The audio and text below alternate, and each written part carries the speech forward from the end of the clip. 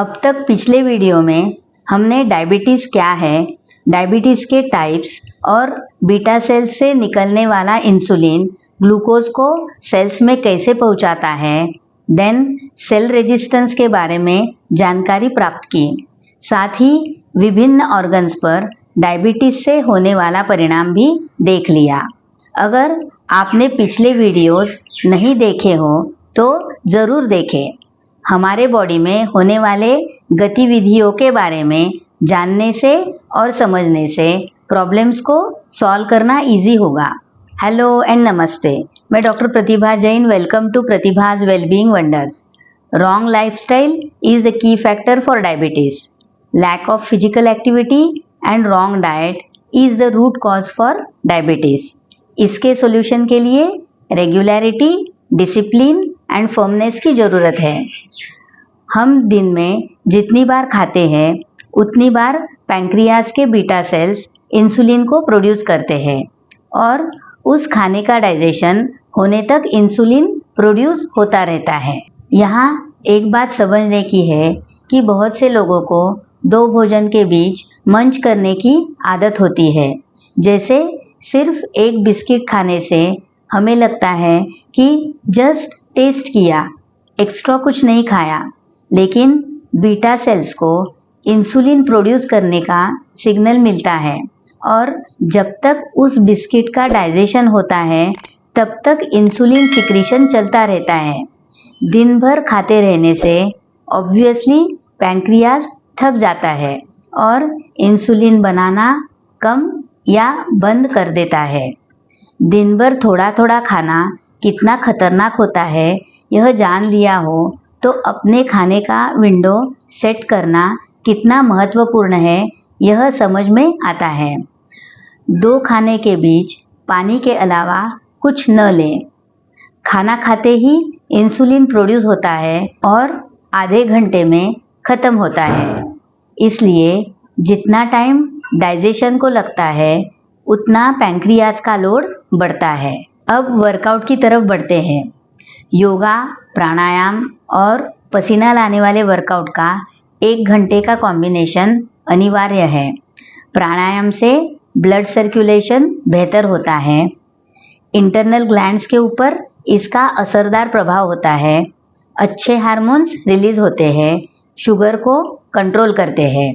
प्राणायाम से मिलने वाला ऑक्सीजन सेल्यूलर रेस्पिरेशन के लिए बहुत ज़रूरी है। प्राणायाम और एक्सरसाइज मेटाबॉलिज्म को इम्प्रूव करने के साथ साथ इंसुलिन रेजिस्टेंस को भी कम करते हैं। प्राणायाम में कपालभाति एंड अनुलोम विलोम प्राणायाम बहुत ही बेनिफिशियल है, जो मिनिमम 15-15 मिनट ईच डेली करें। प्राणायाम के बारे में अधिक जानकारी प्राप्त करने के लिए डिस्क्रिप्शन बॉक्स में बताए लिंक पर क्लिक करें। योगा में मंडूकासन, शशांकासन और वक्रासन पैंक्रियाज पर दबाव डालते हैं, जो बीटा सेल्स को इंसुलिन प्रोड्यूस करने के लिए मजबूर करते हैं। आधा घंटा पसीना लाने वाले वर्कआउट अपनी कैपेसिटी के अनुसार jumping, brisk walking, running, dancing का कॉम्बिनेशन बनाएं। इस वर्कआउट के बाद मिरर में देखें कैसे वर्कआउट का निकला पसीना चेहरे की रंगत बढ़ाता है, क्योंकि इंटरनल टॉक्सिन्स पसीने से बाहर निकल जाते हैं। एक्सरसाइज से ब्लड सर्कुलेशन बेहतर होता है, जिससे नर्वस सिस्टम स्टिमुलेट होता है और स्ट्रेस लेवल धीरे धीरे कम हो जाता है। डायबिटीज़ में कटी स्नान भी संजीवनी बूटी का काम करता है। कटी स्नान गट हेल्थ को स्ट्रॉन्ग बनाता है, टॉक्सिन्स को बाहर निकालने की क्षमता रखता है। कटी स्नान की विधि जानने के लिए डिस्क्रिप्शन बॉक्स में बताए लिंक पर क्लिक करें। डायबिटिक लोगों में मोस्टली विटामिन डी की कमी होती है। विटामिन डी एक ऐसा विटामिन है जो काफ़ी विटामिन्स एंड मिनरल्स को एब्सॉर्ब करने की क्षमता रखता है। इसीलिए सनबाथ डेली 20 to 30 मिनट्स लेना अनिवार्य है। सनबाथ की विधि जानने के लिए डिस्क्रिप्शन बॉक्स में बताए लिंक पर क्लिक करें।